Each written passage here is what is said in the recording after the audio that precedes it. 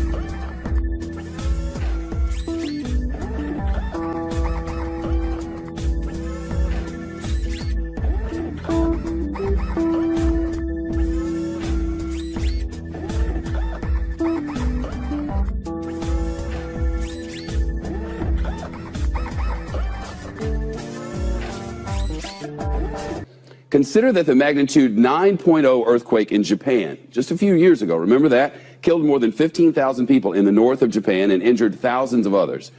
Seismologists say that the quake that will strike on our Pacific Northwest coastline should be even stronger, at up to a 9.2. They call such a quake a margin rupture quake, and it's every bit as bad as it sounds. Here's the reason for it. Our entire continent sits on the North American tectonic shelf, right? Plate, I should say. Off the coast of the Pacific Northwest, from the top of Washington State all the way down to northern California. This is it. And another plate called the Juan de Fuca is trying to slide up under North America, but it's stuck. We have an illustration over here in the big wall. Let me show you what this is. This is our continent here. This is the Cascada Mountains. This is the Cascadia, what do they call it? The Cascadia what? Bridge. The Cascadia Bridge. I was actually asking him, but thank you. The North American plate here and the Juan de Fuca plate here. This one's sliding up under, and eventually this is going to go down, send a huge wall of water up. That wall will go all the way over to Japan, and the other will come onto our shore within 15 minutes. And when it slips, it will unleash not only a colossal earthquake, but also that tsunami, 700 miles long, and in some places up to a 100-foot high wall of water and whatever it's pushing, like houses and dump trucks and schools. Thousands and thousands will not escape. The New Yorker quotes a FEMA official who says, and I quote, "Our operating assumption is that everything west of Interstate 5 will be toast." Everything west of Interstate 5 is gone. That's Seattle, Tacoma, Portland and Olympia, Salem and Eugene, wiped out. Altogether about 7 million people. That's not including tourists. So think of summertime. The New Yorker reports that FEMA calculations indicate the disaster will damage or destroy about 1 million buildings, including 3,000 schools and 1/3 of all fire stations. And perhaps the worst part of all of this, these sorts of earthquakes happen at regular intervals in exactly this part of the world, have forever. On average, according to seismologists, about every 240 years. So when was the last one of these massive 9.2 or so earthquakes? Well, the last one was more than 300 years ago, the year 1700. It struck in the Pacific Northwest and sent a 600-foot wave of water all the way to Japan. So right now, on average, the Pacific Northwest is decades overdue for the really, really big one.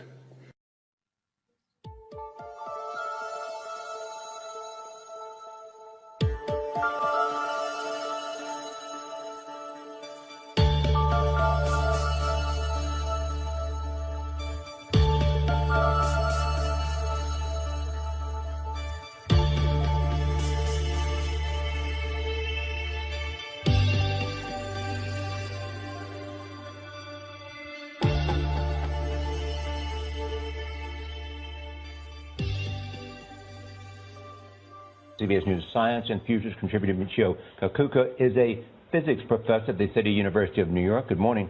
Morning. So it's overdue. When will it might come? Well, this is the mother of all earthquake faults. It can pack a wallop 30 times that of the San Andreas fault. So forget all the Hollywood hype about the San Andreas fault.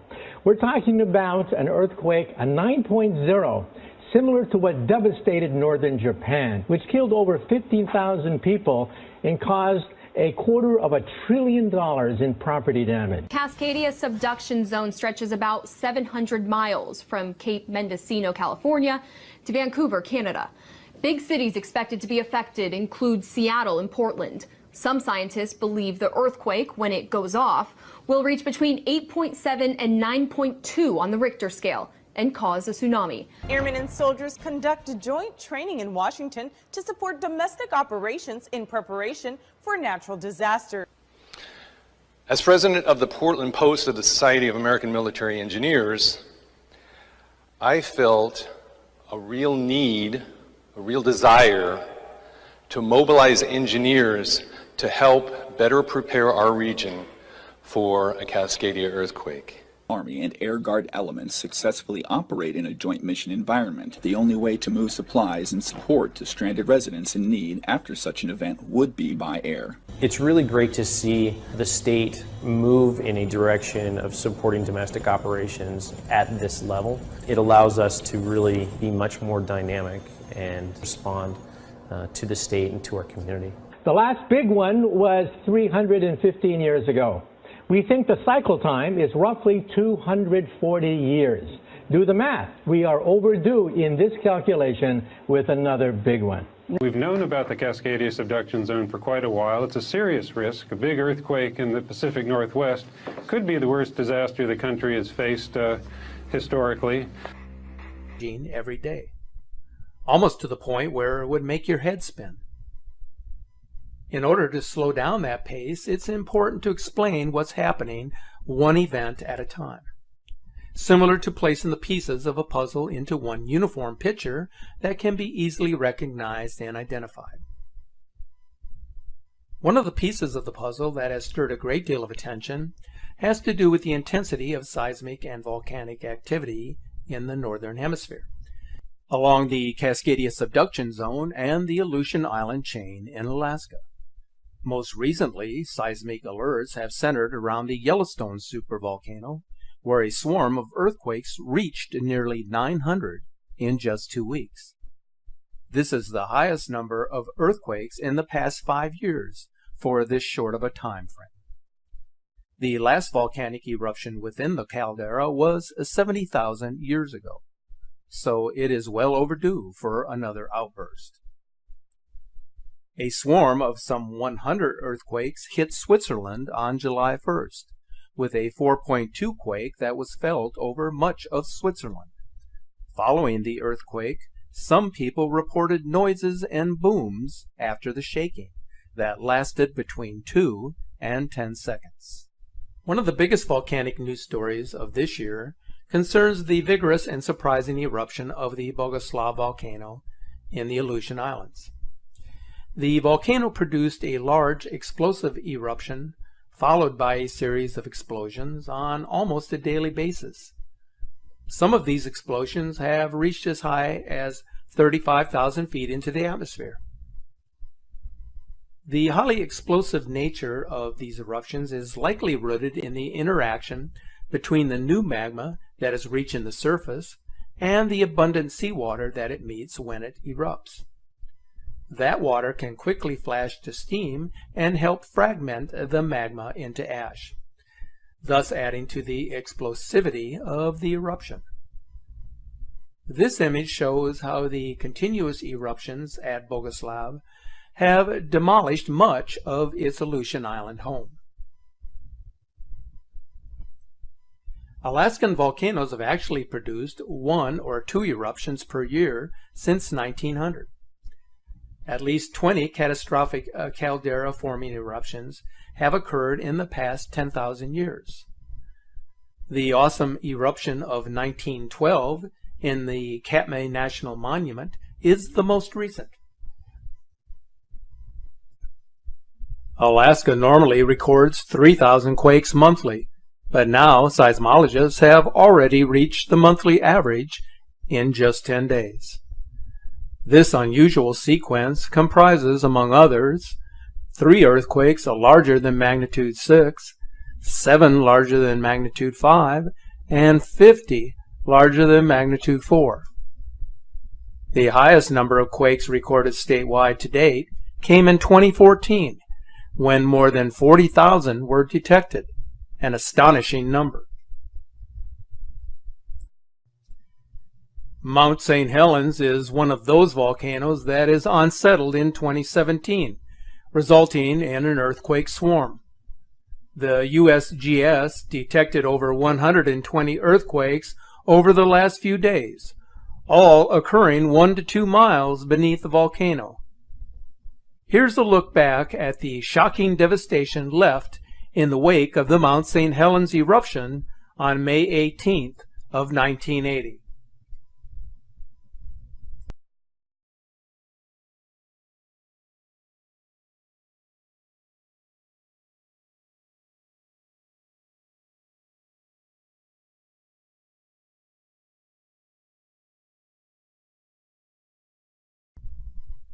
We often associate volcanic eruptions with the earthquakes that precede the eruption. But what do we know about megaquakes? The largest earthquake ever recorded by seismic instruments on this planet was a magnitude 9.5 earthquake in Chile on May 22nd of 1960. That earthquake occurred on a fault that is almost 1,000 miles long and 150 miles wide, dipping into the earth at a shallow angle. So we know that megaquakes have occurred in our past and are likely to happen again. In fact, earthquakes of various intensity are capable of striking any location at any time. But history shows they occur in the same general patterns over time, principally in 3 large zones of the Earth. One of those zones is referred to as the Circum-Pacific Seismic Belt, the world's greatest earthquake zone located along the rim of the Pacific Ocean, where 81% of the world's largest earthquakes occur. Another of those zones is referred to as the Alpide. It extends from Java to Sumatra, through the Himalayas, the Mediterranean, and then out into the Atlantic. This belt accounts for about 17% of the world's largest earthquakes, including some of the most destructive. The third prominent belt follows the submerged Mid-Atlantic Ridge. This would include the New Madrid fault line. The last significant earthquake to occur in this area was in 1811 and 1812, the most powerful earthquakes to hit the contiguous United States east of the Rocky Mountains in recorded history. In fact, the New Madrid earthquakes were so powerful that they were felt over nearly 1 million square miles. Not only did the quake reverse the flow of the Mississippi, but it damaged the sidewalks in Washington, D.C., and reportedly rang church bells in Boston. The New Madrid is the least understood seismic zone in the United States. It has often been said that another major earthquake in this zone represents a towering threat for which the central United States is almost entirely unprepared. I'm sure you've heard of the expression that if an earth-shattering catastrophe were to occur, that California would eventually fall off into the ocean.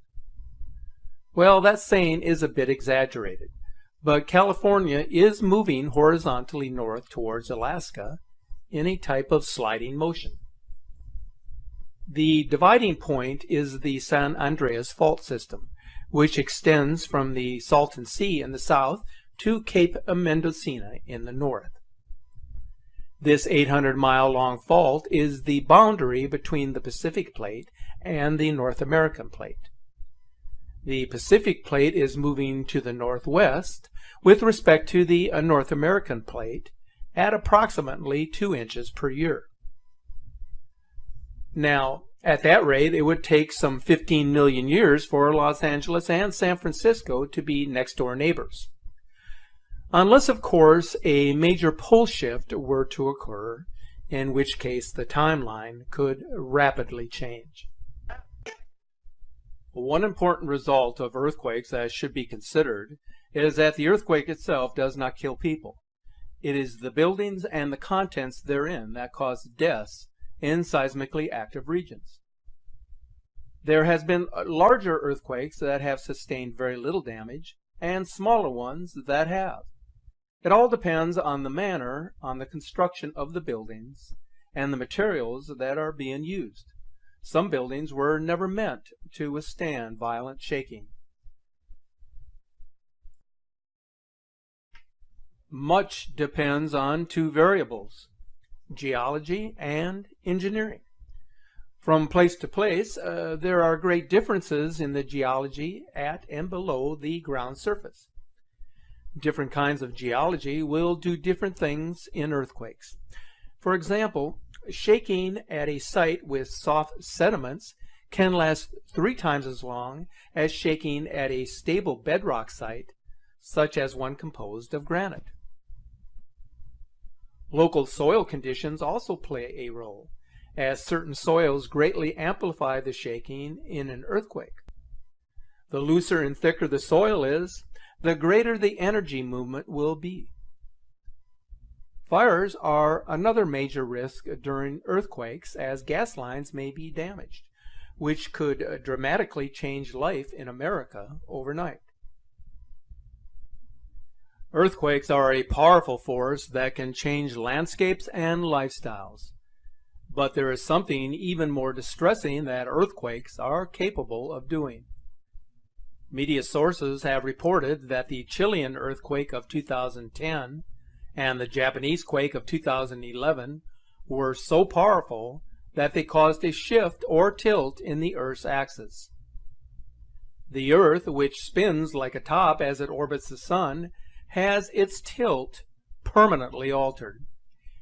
If we evaluate the simple facts involved with these two earthquakes, then the probability of an axis tilt comes into focus. The earthquake that unleashed the devastating tsunami on March 11th of 2011 moved the entire main island of Japan by 8 feet. It also shifted the Earth on its axis by nearly 4 inches. Scientists who are familiar with the phenomena say that the axis being altered has led to the shortening of the day by 1.8 milliseconds. The law of physics implies that the axis of rotation doesn't change relative to other stars as a result of an earthquake. So if you were looking at the Earth from a distance, you would not notice a change in the Earth's orbit or rotation. However, because an earthquake moves the material around within the Earth itself, the position of the rotation axis changes.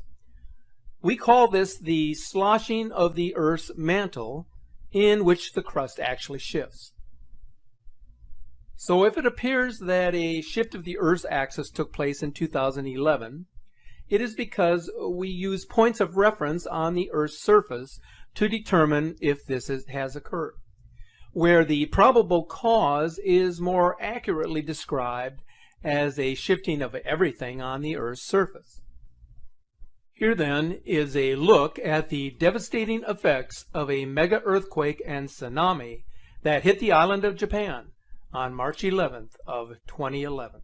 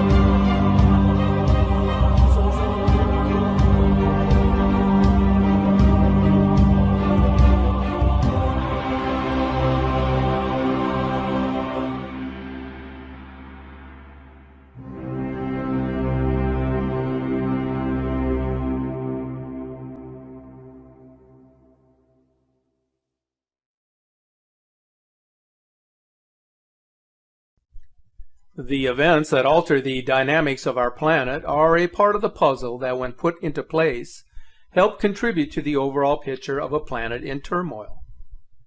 But there are other pieces of the puzzle that are not so easy to identify or to put into place. One of those pieces has to do with the unexplained wave anomaly that is originating from Antarctica. This activity is quite apparent if you examine the recent morphed integrated microwave imagery, as shown here. In April, the same type of activity and patterns were being produced from the same region. Due to the coordinates from which the anomaly seems to be originating, many believe that the waves could, to a certain extent, be linked to the Princess Elizabeth Station. The station is situated at the base of figures that resemble pyramids.